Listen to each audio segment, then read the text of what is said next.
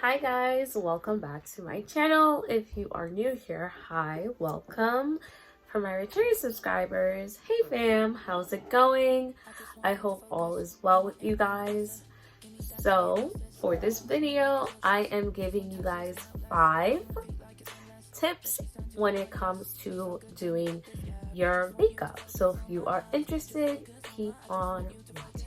So when it comes to doing our makeup, there are a lot of people out there who have so many different tips, so many different rules as to how you should do your makeup. Granted, I personally believe there is no right or wrong way to doing your makeup, to each their own, but there are certain things that you can do to help your makeup look flawless. So I'm going to give you guys 5 tips that I personally do use and do believe definitely help to make your makeup look elevated, look flawless, and just overall look very nice and put together. If you do not believe in these tips, that is perfectly fine. I will not be offended if you disagree with it, and if you leave a comment talking about it, like you don't agree with that tip, that is fine, to each their own. But these are things that I personally do myself and do believe definitely helps to make your looks better.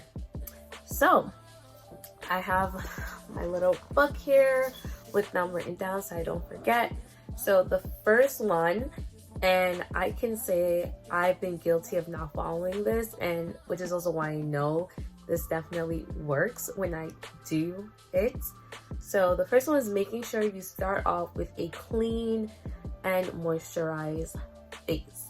So sometimes I'm guilty of like not moisturizing my face before putting on my makeup, and I can tell the difference. Like my skin feels dry and it doesn't allow the makeup to glide on smoothly and just give me a nice flawless look. It's like as if it's going more into my pores than instead of like sitting on my face in a sense. So with having a clean face, this helps to prevent your makeup from clogging your pores, because if your face is dirty, that means you have dead skin on your face, there's stuff in your pores, and you're only putting more by putting the makeup on top of dirty skin.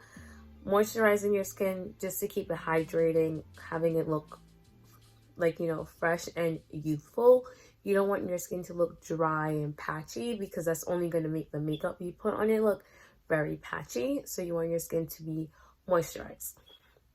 This also leads me into the next one, which is always using a primer. Once again, something I've been guilty of not doing in the past, and using a primer definitely helps your makeup appears flawless. It allows your makeup to not crease when you do put it on. So if you're someone who experiences a lot of creasing or cracking of your makeup and you don't use a primer, I definitely recommend using a primer.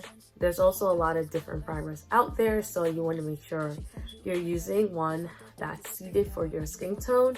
So not skin tone, more so your skin type. So if you have very dry skin, you want to use more a hydrating primer. If you have very oily or combo skin, I would recommend using a mattifying primer, so it helps prevent those oils from coming through and causing you to look oily throughout the day or the night while you're wearing your makeup. So those are things to also keep in mind, is you want to make sure you're still getting the product that best suits your skin. Even if you're using a primer, it needs to be a primer that works well for you. So knowing your skin is also very important. Number 3 is applying all your cream or liquid products first. So if you're using like a liquid foundation, cream blush, like concealer, contour, and those are all like liquid or cream products, you want to apply that before you apply any powder, because if you put cream products on top of powder, is going to kind of like come together and look very patchy in that area. So you want to make sure you're putting all your cream products on and blending that out first before you apply any powder things to your face, because basically the powder is going to kind of mattify those creams and liquids. So imagine putting something wet on something that's dry. Like that doesn't make any sense. So you want to put your cream and liquid products on first and then your powders. Next, so we're at number 4 now. Number 4 is using a small amount of concealer underneath your eyes. This is something like, if you look at the earlier 2000s like makeup trend, they will use a lot of under eye concealer. Like you don't really need to use too much. A little goes a long way to get that lifted look. You can put a little on the inner corner and then like outer and just blend that out. You don't need to use a lot. So that's just something that I like. I don't like to put too much anymore. I just like to put a little. So that's definitely something you can do. Some people like the other look, so they like to use a lot. Once again, these are just my tips and suggestions. They are not law. You do not have to listen to me. So moving on, the last one, this one again is also might be controversial for some people, is applying your foundation to like the back of your hand and then using a sponge to apply it to your face. So this, once again, this is also helping you to use like less products on your face. Some people like putting it directly on their face and then blending it out. Some people like to use a brush instead of a sponge. Once again, this is something I like doing.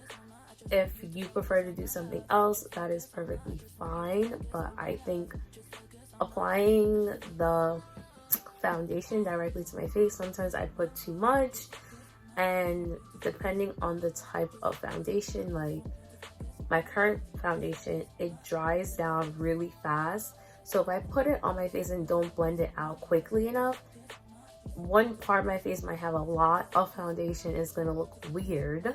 So by applying it to my hand and then using the sponge to get on my face, it allows for a better, more even application of the product, and I'm able to kind of control how much goes where.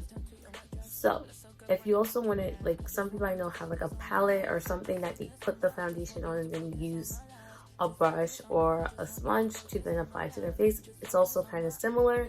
It's just you don't want to directly put the product on your face, and this is just like allowing for better application and coverage and not using too much of the product. So those are my quick little tips.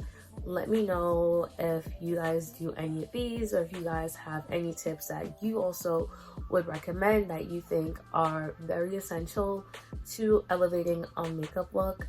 Down in the comment below, I'm definitely curious to hear what you guys have to say. So definitely leave me a comment. Let me know which of these tips you think are helpful, or you are already incorporating, or you plan on incorporating into your makeup regimen. As always, make sure you guys like, and so if you haven't already done so, make sure you are subscribing for more videos like these. If you have any video idea that you want me to do, leave me a comment and I'll see if I can make that video for you guys. As always, thank you guys so much for watching. I really appreciate it, and I will see you guys in my next video. Bye guys.